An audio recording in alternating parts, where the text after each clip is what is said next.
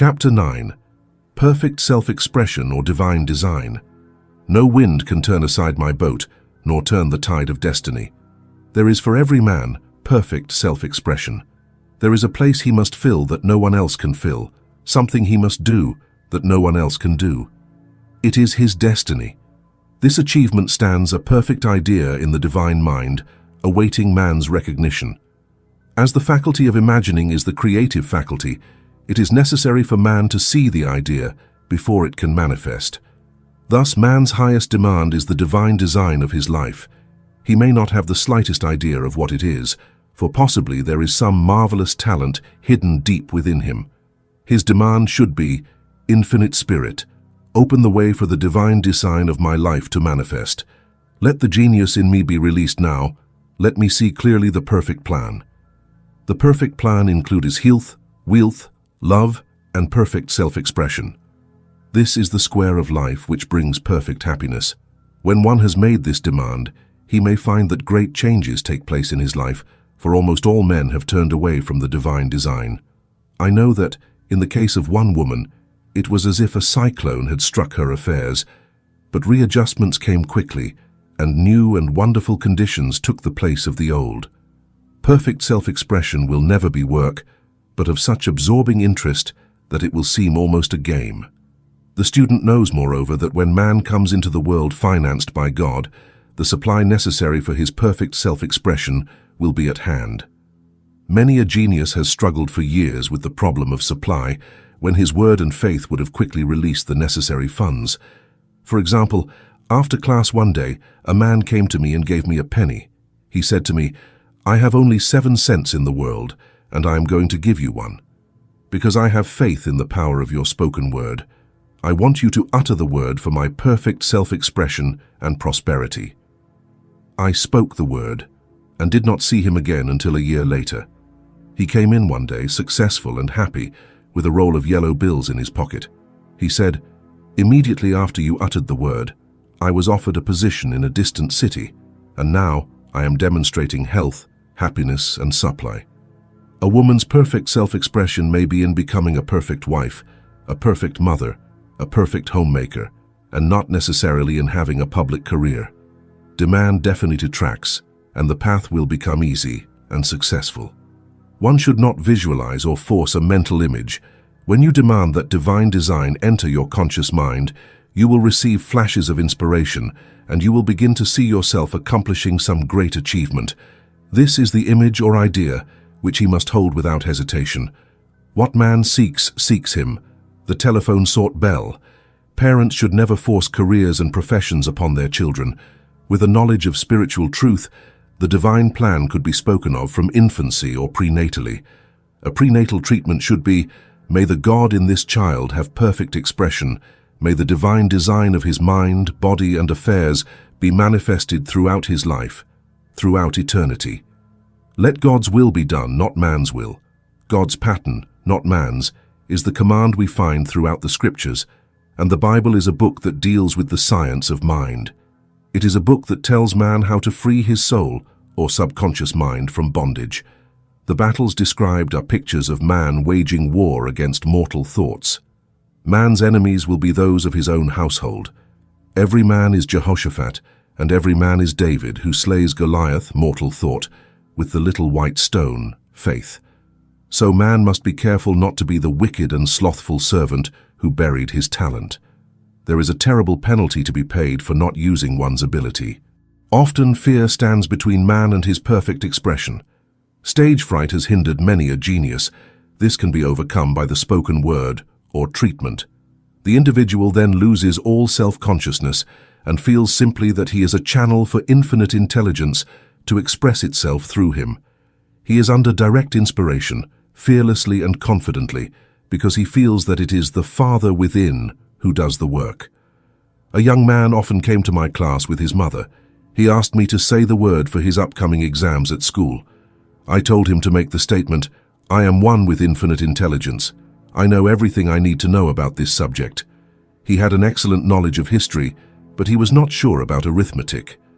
I saw him afterwards, and he said, "I said the word for my arithmetic and passed with highest honors.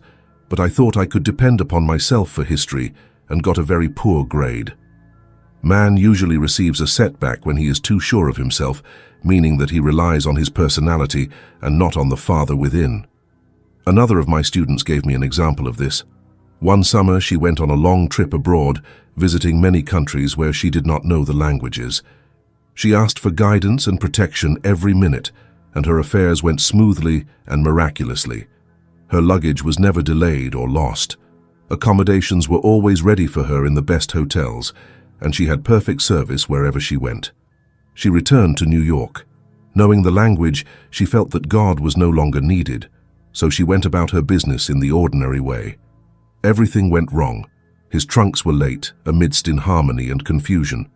The student must form the habit of practicing the presence of God every minute. In all thy ways acknowledge him.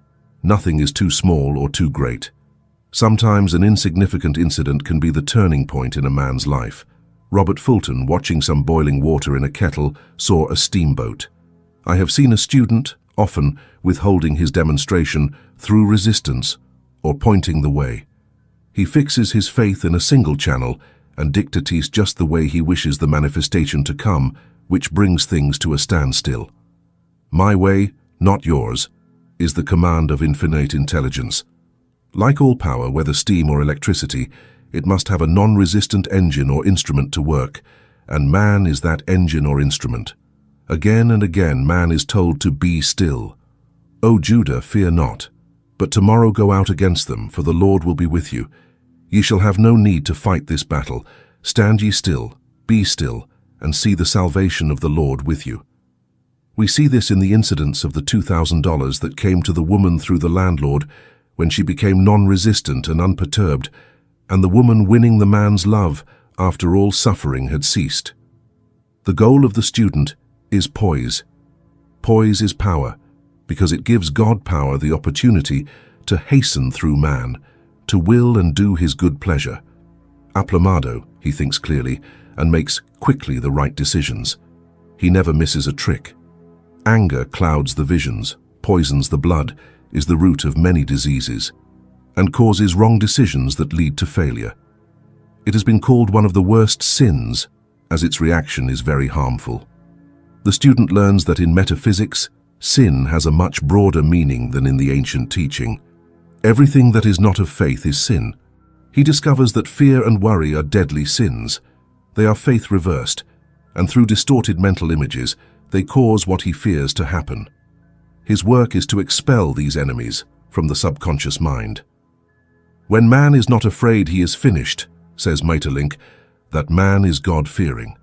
So, as we have read in the previous chapters, man can only overcome fear by approaching that which he fears.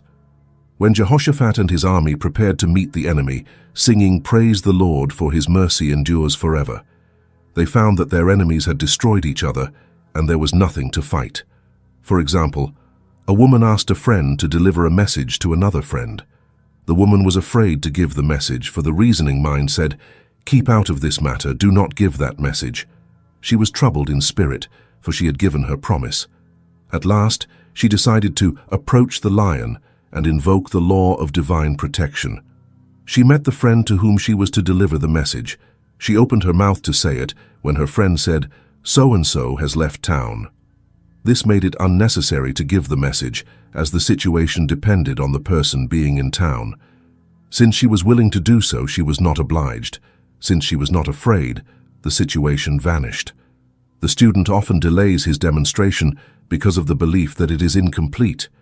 He should make this statement: "In the divine mind there is only completeness, therefore my demonstration is complete, my work perfect, my home perfect, my health perfect." All that he demands are perfect ideas recorded in the divine mind, and they must manifest under grace in a perfect manner. He is grateful that he has already received in the invisible and actively prepares to receive in the visible. One of my students needed a financial demonstration. He came to see me and asked why it was not finished. I replied, "Perhaps you have a habit of leaving things unfinished, and the subconscious has become accustomed to not completing, as the outer, so the inner." She said, "You are right. I often start things and never finish them. I go home and finish something I started weeks ago, and I know it will be a symbol of my demonstration. So she sewed assiduously, and the item was soon finished. Soon after, the money came in a most curious way. Her husband collected his paycheck twice that month. He told the people of his mistake, and they sent him to keep the money. When man asks, believing, he must receive, for God creates his own channels. I have sometimes been asked, suppose one has several talents, how is he to know which to choose? Demand to be shown definitely. Say, Infinite Spirit, give me a definite clue. Reveal to me my perfect self-expression. Show me which talent I should now make use of. I have known people suddenly enter a new line of work, and they are fully equipped with little or no training. So make the affirmation, I am fully equipped for the divine plan for my life, and don't be afraid to take advantage of opportunities. Some people are cheerful givers, but poor receivers. They refuse gifts out of pride or for some negative reason, thus blocking their channels, and invariably find themselves eventually with little or nothing. For example, a woman who had given away a lot of money was offered a gift of several $1,000s. She refused to accept it, saying she didn't need it. Shortly thereafter, her finances became tied up, and she found herself in debt for that amount. Man should graciously receive the bread that is returned to him over the water. Freely ye have given, freely ye shall receive. There is always a perfect balance between giving and receiving, and although man should give without thought of returns, he violates the law if he does not accept the returns that come to him. For all gifts are from God, man being merely the channel. A thought of lack should never be held over the giver. E.g., when the man gave me a penny, I did not say, "Poor man, he cannot afford to give me that." I saw him rich and prosperous with his supply in abundance. It was this thought that brought it. If one has been a bad receiver, he must become a good one and take even a postage stamp if given, and open his channels to receive. The Lord loves a cheerful receiver as well as a cheerful giver. I have often been asked why one man is born rich and healthy and another poor and sick. Where there is an effect, there is always a cause. There is no such thing as chance. This question is answered by the law of reincarnation. Man passes through many births and deaths until he knows the truth that sets him free. He is drawn back to the earth plane by unfulfilled desire to pay his karmic debts or to fulfill his destiny. The man who is born rich and healthy has had images in his subconscious mind in his past life of health and wealth, and the poor and sick man of sickness and poverty. Man manifests on whatever plane the sum total of his subconscious beliefs. However, birth and death are man-made laws, for the wages of sin is death, the Adamic fall in consciousness by belief in two powers. The real man, the spiritual man, has neither birth nor death. He has never been born and never did. As he was in the beginning, now is, and ever shall be. So through truth, man is freed from the law of karma, from sin and death, and manifests man made in his image and likeness. Man's freedom comes through the fulfillment of his destiny, bringing into manifestation the divine design of his life. His Lord will say to him, "Well done, good and faithful servant. You have been faithful over a few things. I will make you ruler over many things, death itself. Enter into the joy of your Lord, eternal life."